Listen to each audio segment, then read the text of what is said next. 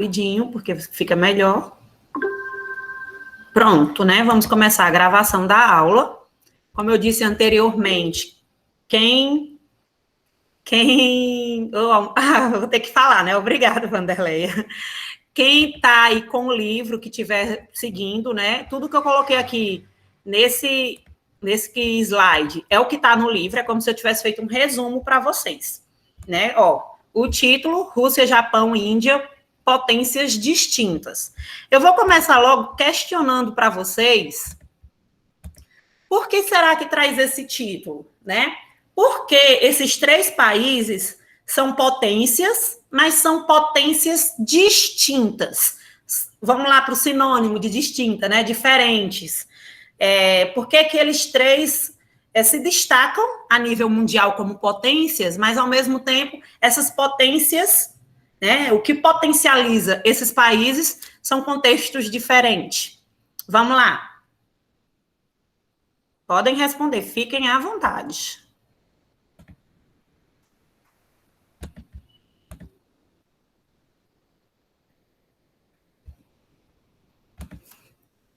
Vamos, gente. Por quê? Rússia, Índia e Japão são potências distintas.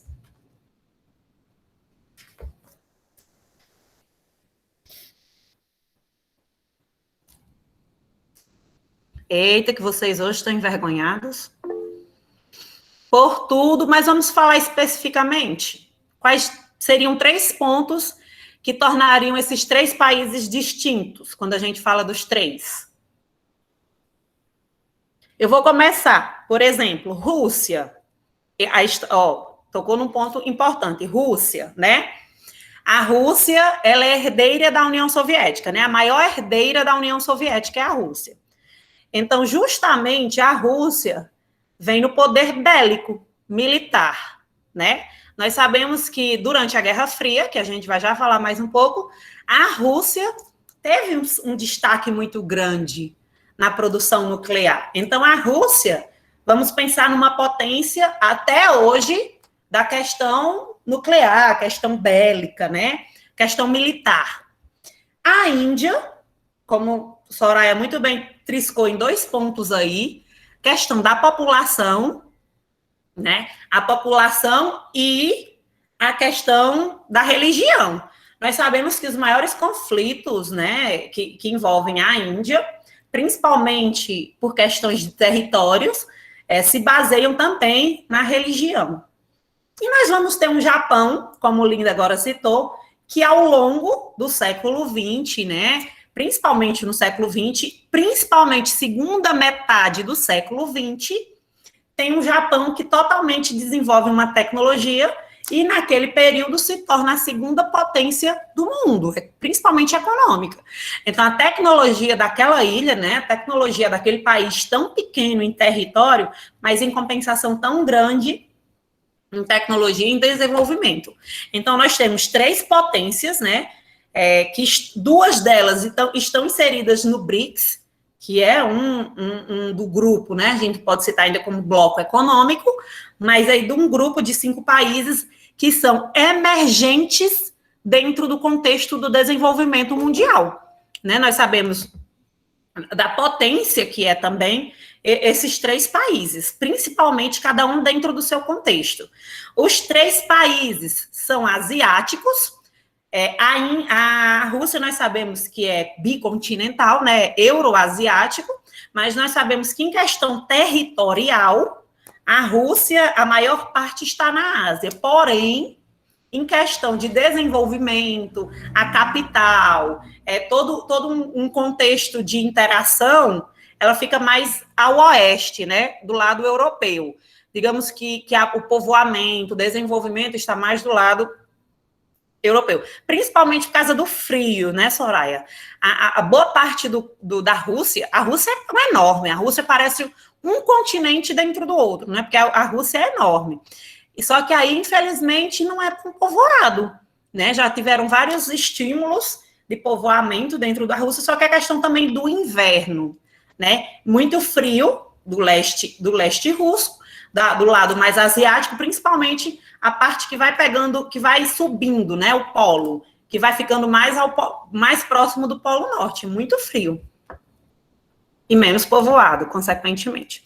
Vamos iniciar nossa fala falando da Rússia. Gente, esse capítulo vai precisar muito, exigir de vocês uma questão autodidata muito grande. Por quê?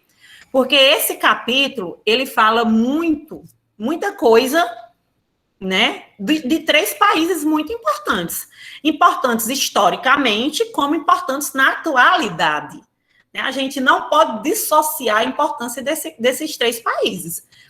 E olha que se a gente falar, né, que se a gente falar desses três países, como o livro cita, como sempre eu lembro a vocês, né, que esse livro foi elaborado mais ou menos em meados de 2014, 2015, nós já estamos em 2021. E esses três países não perderam sua importância em nenhum momento. Pelo contrário, só tendem a crescer.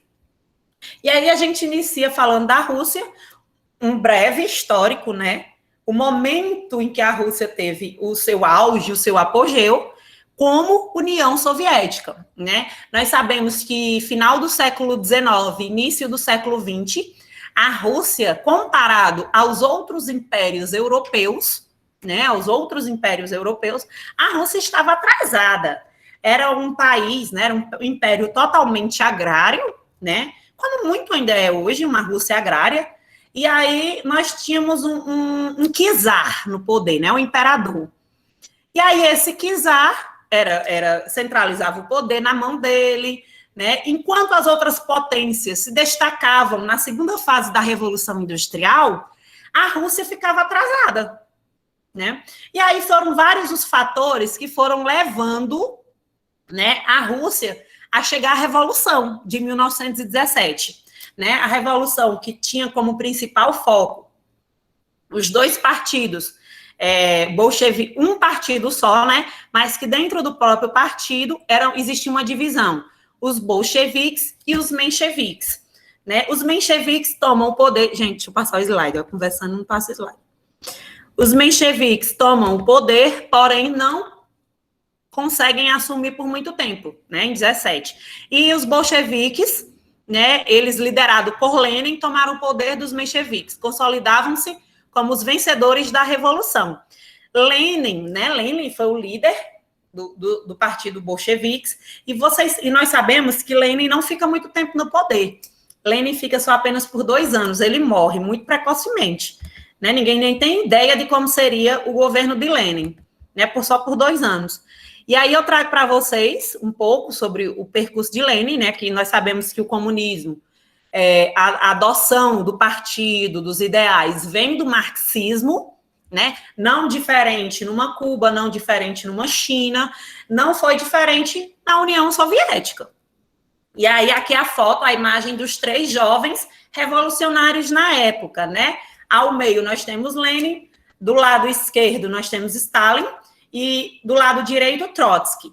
Com a morte de Lenin, um dos dois iria assumir, né, Stalin ou Trotsky. Trotsky, a gente até vê muito, né, quando quem tem curiosidade de ler sobre Frida Kahlo, né, a mexicana, à frente do seu tempo, a gente vê o fim de Trotsky dentro da história de Frida, né, porque eles até foram crushes, né, os dois. A fuga de Trotsky, com medo de morrer lá na Rússia, por causa de Lenin, mas acabou sendo morto no México, né? Trotsky acabou sendo morto. E aí quem assume o poder é Joseph Stalin, que nós também já estudamos algumas coisas, mas quem não estudou é bom pesquisar, dentro de uma perspectiva daquele período de ascensão do nazismo e fascismo na Europa, Stalin se destaca como um país, como outro líder, né, também um líder bem ditatorial, né, tanto que se consideram a forma de governo de Stalin do stalinismo, comparados aos regimes totalitários da época, né, ele foi perseguidor, ele matou, ele fez muita coisa, muita atrocidade também. Só que nós sabemos que nesse período do stalinismo, né, no período em que Stalin governou a União Soviética, né, eles eram fechados. O bloco soviético era fechado para o mundo capitalista, para o capital estrangeiro, né? Então, eles eram fechados. O governo de Stalin progrediu, né? Teve um grande progresso, né? Ele tinha punhos de ferro para controlar a União Soviética, porém, o pleno desenvolvimento de Stalin no poder, ele sempre valorizou muito a questão militar. Não foi diferente durante a Guerra Fria.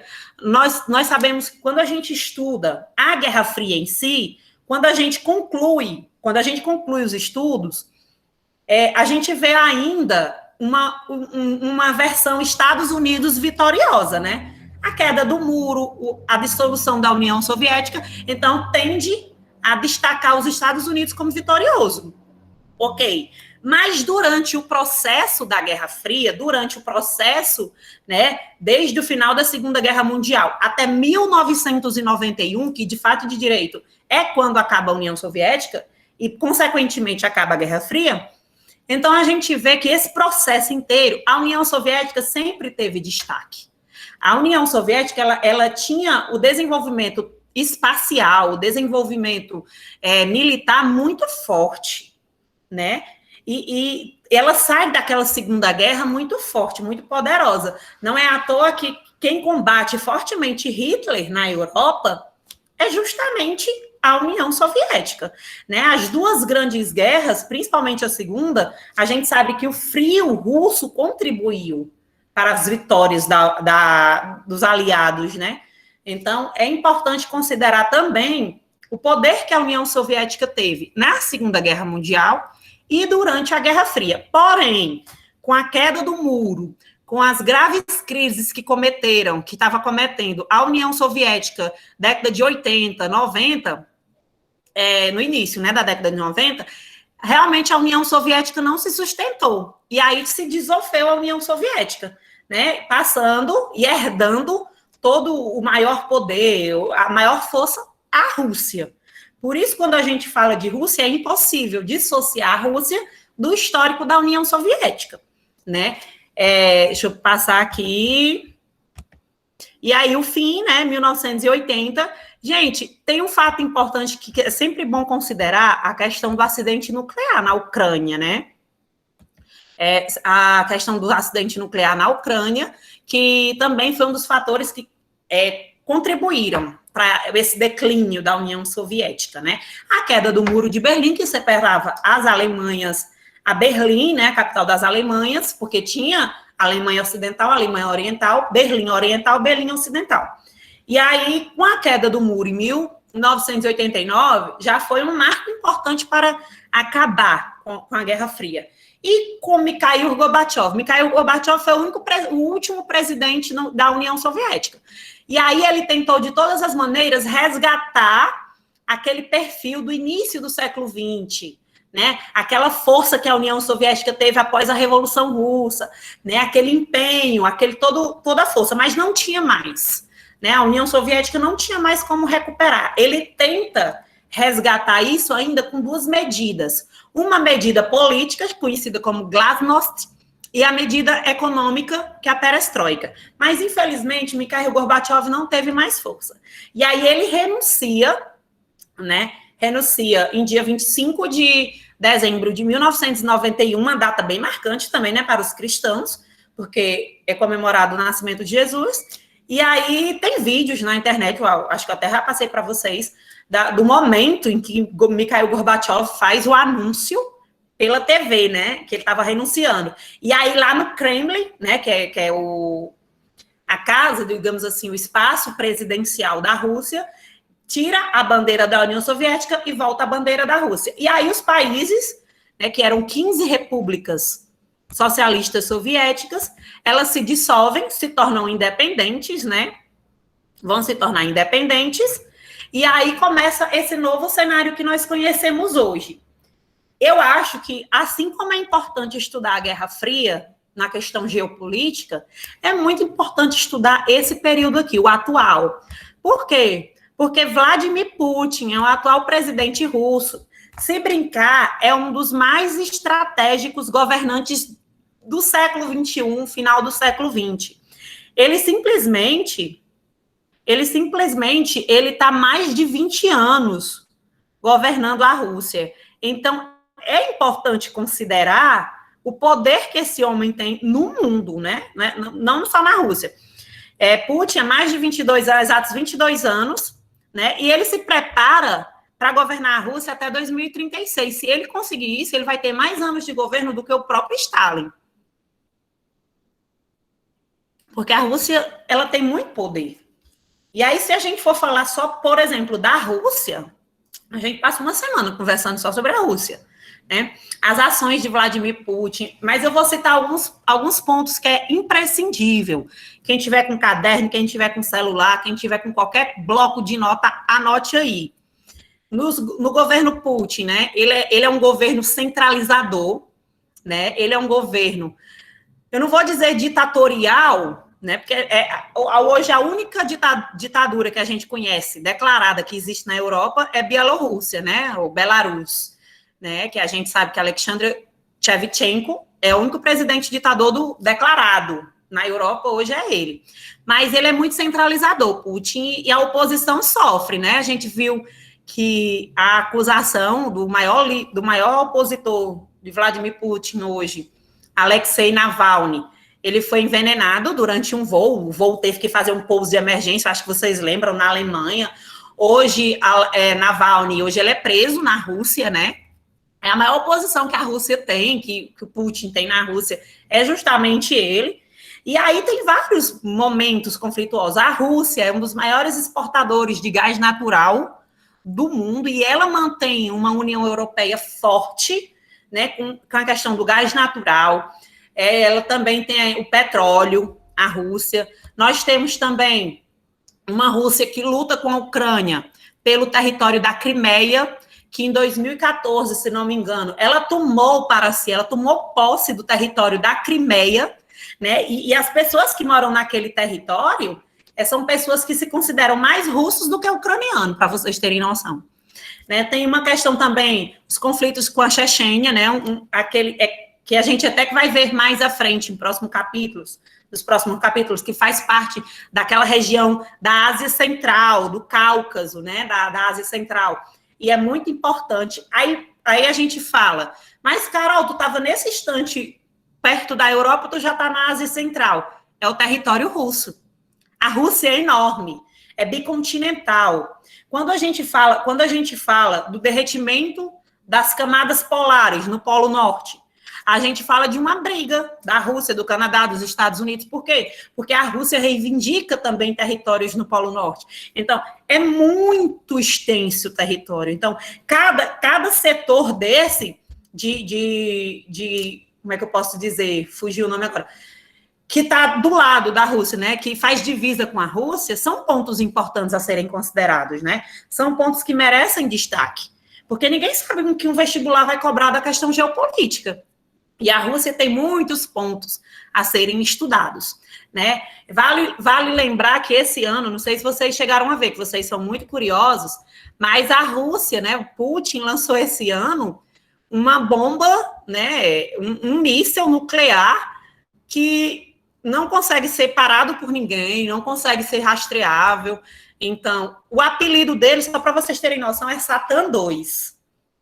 Né? Nem aquela tecnologia que pertence a Israel, que é vendida para o mundo, né? Que Israel é super destaque na questão da tecnologia, não consegue acompanhar esse míssil. E ele pode causar tsunamis, ondas nucleares, assim, em qualquer continente do mundo, para vocês terem noção do poder bélico que a Rússia detém. Ela é a que tem mais ogivas nucleares no mundo, nós já sabemos, né? Isso a gente já estuda desde a Guerra Fria, porque ela herdou tudo que a União Soviética tinha. A maior herdeira foi ela. E aí, mas mesmo assim, eles não param. Então, a imagem de Vladimir Putin hoje, será que ele é odiado pelos russos? Eu acredito que ele seja mais amado, porque ele foi aquele líder que trouxe a imagem que Stalin, né, na minha opinião, né, Stalin conseguiu criar lá no início, né, com a Revolução, com todo o processo, início da União Soviética, final da Segunda Guerra Mundial. Então, Stalin trouxe aquela imagem do que combate, do punho de ferro, daquele homem que tem poder. E Putin é isso, né? Para quem não sabe, Putin é um ex-agente da KGB. KGB é a organização, né? Acho que um dos mais famosos, principalmente durante a Guerra Fria, de questões de organizações secretas, né? Que tem todo. Quando a gente assiste os filmes, quando a gente tem todas as questões dos espiões da KGB, né? E Vladimir Putin era um deles. Então, é importante considerar o período Putin na história do mundo. Eu coloquei até um vídeo hoje para vocês. Ele é um pouco extenso, mas é porque o professor faz muitas discussões paralelas. E ele está vendendo o peixe dele também, né? Mas eu coloquei um vídeo no grupo para vocês hoje. Depois vocês assistam aquele vídeo. É só falando sobre a Rússia de Vladimir Putin. Para vocês verem como é bom. Né? Vocês fica bem mais ligado nessas relações, principalmente a relação geopolítica da atualidade. E agora a gente entra no Japão, né? Um pouco da história do Japão. Historicamente, né, o Japão viveu um período muito isolado do restante do mundo, né? Quem tem curiosidade, quem já assistiu os filmes, né? O Último Samurai e outros tantos filmes, sabe que fala muito dessa questão do império japonês, de toda uma tradição milenar que o Japão carrega consigo, né? Vocês sabem que quando a gente fala em Japão, sempre tem muito esse contexto milenar, aquela tradição, né, por trás. E aí o Japão, o processo histórico do Japão acontece justamente assim, baseado num período bem lá atrás, né, século XII até o século XIX. O Japão viveu o período do shogunato. O shogunato, gente, era como se fosse a era medieval da Europa, só que no Japão. Né? O poder era dividido em núcleos, e cada um desses núcleos era governado por um shogun. Ou seja, o imperador, ele só era um adereço do governo japonês, ele não mandava. Quem mandava seriam os shoguns, bem parecido com o período medieval da Europa, só que o shogunato acontece no Japão. Lembrem-se que o Japão, vamos falar do território japonês, é uma ilha, né, que se torna até isolada, se ela quiser, porque ela é cercada de água por todos os lados, assim como a definição de ilha, né, como a gente sempre aprendeu. Então, o Japão, ele vivia, até meados do século XIX, totalmente isolado. Ele não tinha contato com outros países do mundo, não tinha as relações comerciais, e por isso, justamente, quem queria sair do Japão não podia mais voltar, e quem queria entrar não era permitido, porque ele realmente era um sistema completamente fechado. Só que em 1853 tem uma quebra desse isolamento, né? Os Estados Unidos invadiram o Japão, né? A Baía de Tóquio, com navios Commodore Perry, e impuseram um tratado que anunciava a chegada do imperialismo estadunidense. É sempre bom vocês lembrarem da questão do imperialismo, segunda fase da Revolução Industrial. Lembram que a Europa foi lá e recolonizou, né? Nova colonização africana. Enquanto isso, os Estados Unidos não permitia que a Europa voltasse para as Américas. Então, ele foi lá e todos os territórios que eles podiam confiscar com o poder deles, eles fizeram isso. Com o Japão não foi diferente. Eles foram à Baía de Tóquio, levaram os seus navios, e ficou até conhecido como tratado, né? Ou a questão da colonização pelos canhões, as canhoneiras mesmo. Ou seja, o Japão não tinha muita escolha, não. Tinha que aceitar ou aceitar. E aí, dentro desse contexto, né? Altos impostos, descontentamento popular, desejo da população de restituir o poder ao imperador, e aí o temor que eles tinham de serem submissos ao imperialismo. E acontece, né, depois dessa invasão dos Estados Unidos, o que é muito conhecido como a Revolução Meiji, e que a partir daí vai ficar conhecido como a Era Meiji, né, o período Meiji. Aí essa revolução foi desencadeada por samurais, a classe liberal, né, o objetivo derrubar o shogunato, o período bem medieval, comparando com o período medieval da Europa. e a vitória foi dos revoltosos, entrega do poder absoluto ao imperador da dinastia Meiji. O Japão se transforma, né, existe totalmente uma revolução, se moderniza, né, ele tem uma constituição baseada principalmente na dos Estados Unidos, muito parecida, depois também ele vai ter, mas nesse período aqui, a égide era o imperador, tinha os 3 poderes, mas quem mandava aqui era o imperador. Criação de um sistema de ensino, industrialização e adesão ao capitalismo, introdução ao sistema bancário e financeiro e modernização dos meios de transporte. E aí começava uma combinação, né? Industrialização e militarização. Como acontece o imperialismo japonês? Assim como os países europeus, como os Estados Unidos, o Japão também queria império, queria ampliar o seu império. E aí o Japão, nos últimos anos do século XIX e nos primeiros do século XX, empreendeu 2 guerras, contra a Rússia e contra a China. Ele venceu as 2. Ele venceu, tomou o território das Ilhas Sakhalinas, que pertenciam à Rússia, e da China tomou Taiwan. O êxito das 2 guerras marcou o início do imperialismo japonês. Em 1910, ocorre a invasão da Coreia, também o Japão foi, né? E o império só crescendo e a força japonesa só aumentando. No contexto da Primeira Guerra, o Japão foi aliado contra os alemães, principalmente, né? Quando termina a guerra, ele conquista várias ilhas do Pacífico, e em 1931 ele invade a Manchúria, né? Um território rico em minérios de ferro, principalmente, que não tem no Japão. Então, ele invadiu e tomou. Quando você estuda um pouco sobre essa invasão da Manchúria, você vê o quanto o Japão foi cruel, né? Os soldados japoneses foram cruéis, né, nessa invasão, como eles fizeram atrocidades. Quando a gente vê agora as reportagens sobre o Talibã no Afeganistão, algumas coisas daquele tipo, foi mais ou menos isso que o Japão fez, né? Matava, cometia atrocidades, literalmente atrocidades contra os chineses, a Manchúria, né? E aí, o Japão também, nesse período, invadiu a Indonésia, Malásia, Filipinas e Península da Indochina. É importante considerar, gente, eu vou falar novamente, o território japonês. Se a gente comparar o território japonês com a Rússia, com a China, a gente vai ver que a ilha tão pequena do Japão e conseguiu tamanha façanha, né, de tomar esses territórios. Durante a Segunda Guerra, o Japão e os Estados Unidos disputavam a hegemonia do Pacífico, né? A gente, quando vê o globo, são bem próximos. A única coisa que separa os Estados Unidos do Japão é justamente o Oceano Pacífico.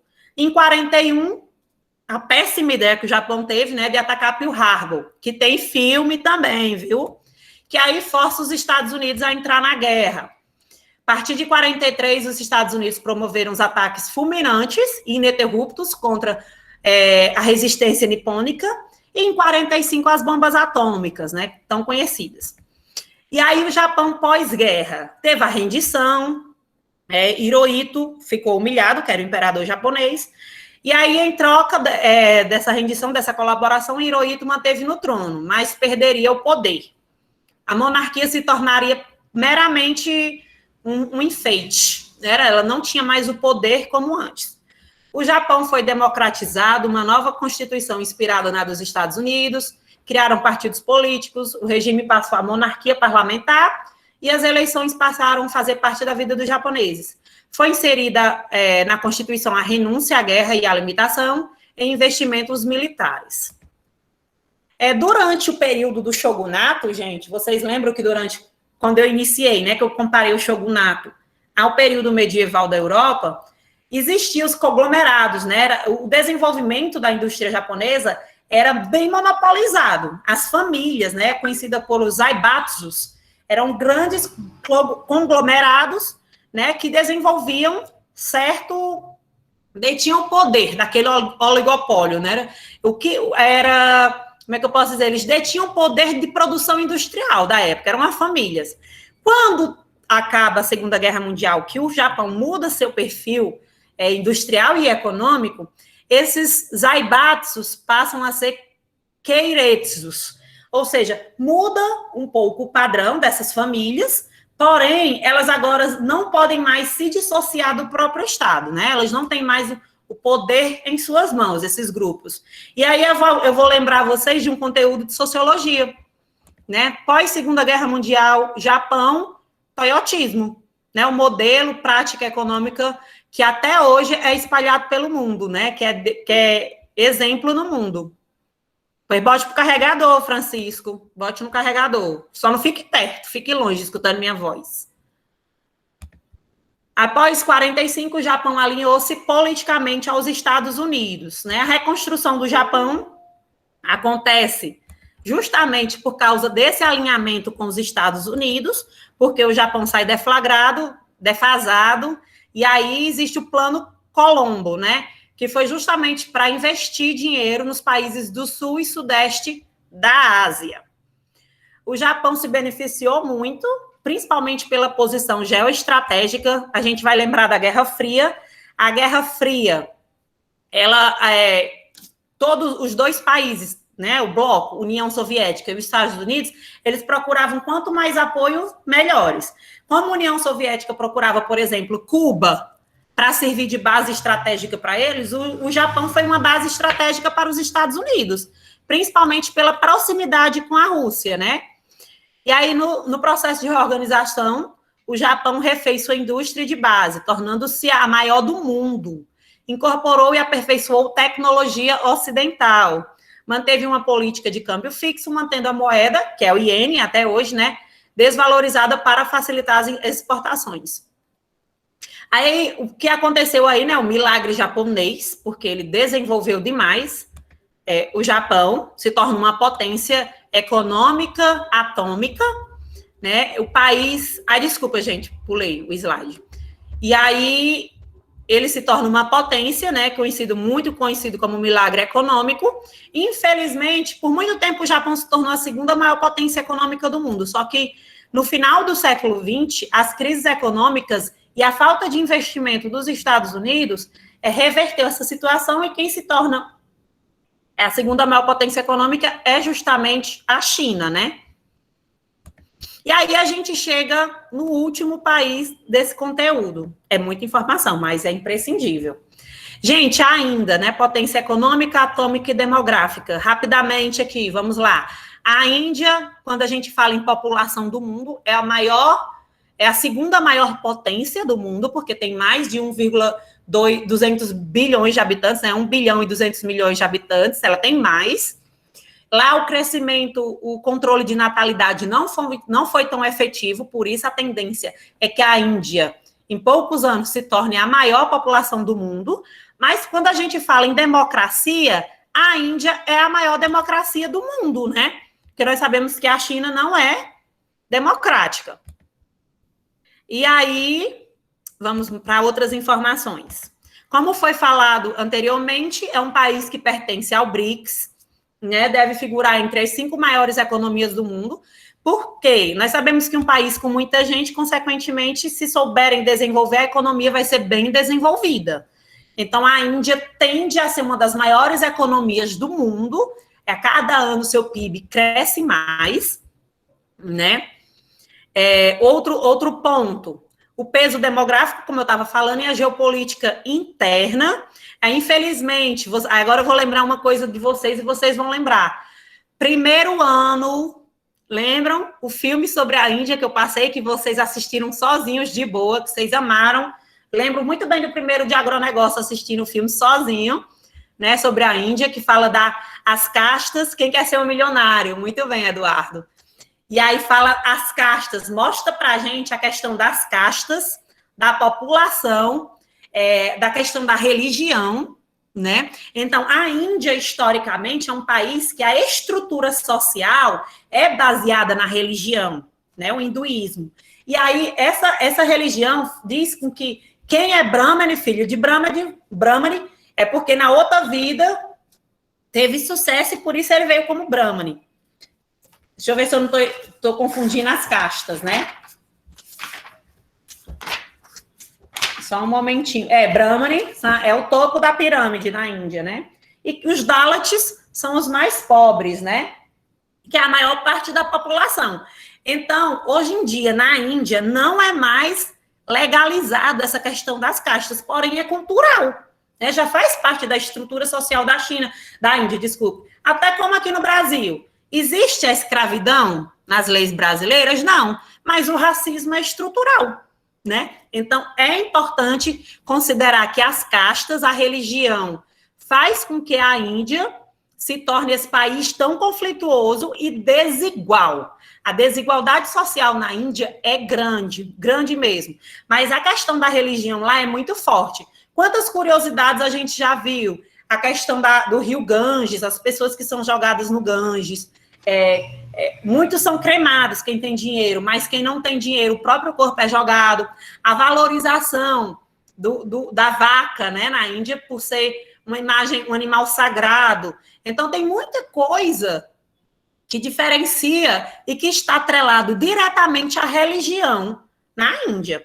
A maioria da população na Índia é hindu, né? Mas as etnias lá são dezenas de etnias. Para vocês terem noção, é reconhecida 22 línguas, né? E centenas de dialetos na Índia.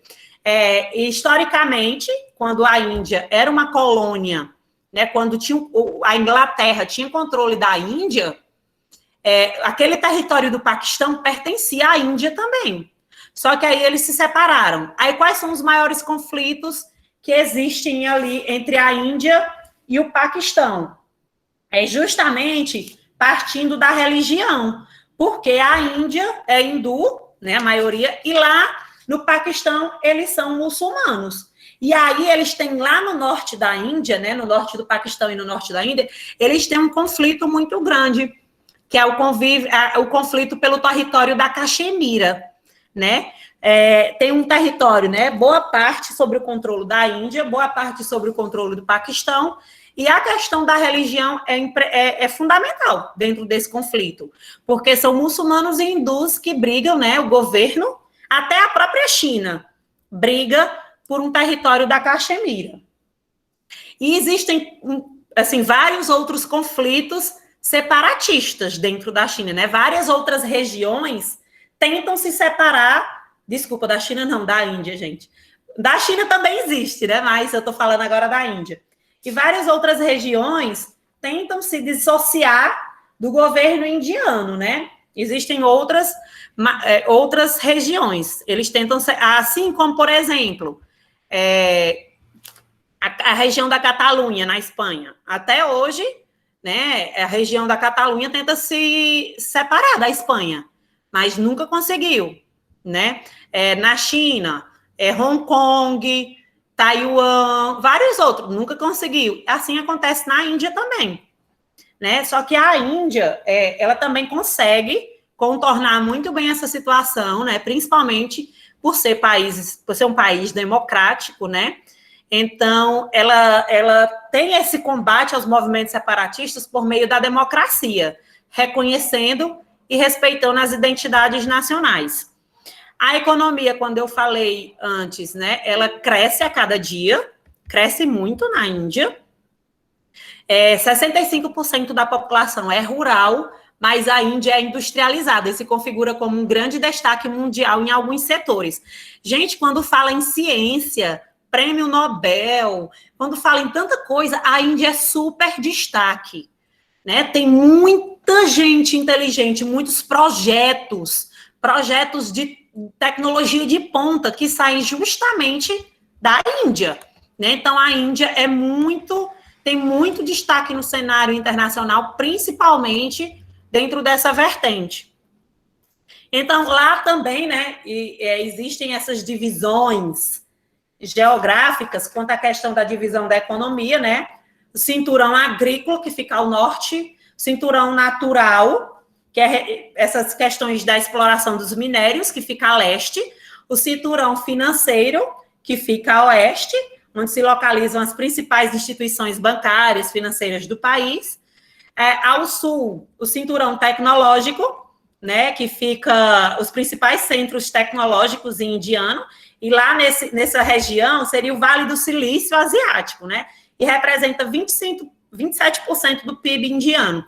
E no centro fica uma região de menor peso dentro do PIB, na economia do país, E aí que fica uma região que não tem essa definição tão específica, né? Não tem uma definição do que essa região central ela trabalha. Deixa eu parar aqui. Gente.